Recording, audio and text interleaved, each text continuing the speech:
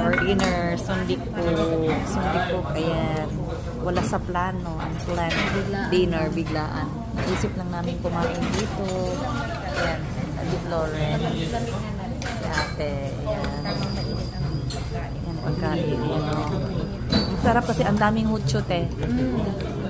Mas okay yun. Yun da. Ayan, wow. Sarap ng sundiko. Ito Korean sundiko. Yan, ito yung ano. Meron ditong laman. Tapos meron naman sa tainga. Usually, yan. Masarap ito. Kasi walang amoy. Ayan. Let's eat dinner, guys. Kimchi taturi. Kimchi. Ayan. Pickled na onion. Let's eat, guys. Tingin kayo dito, oh, ate. Hello.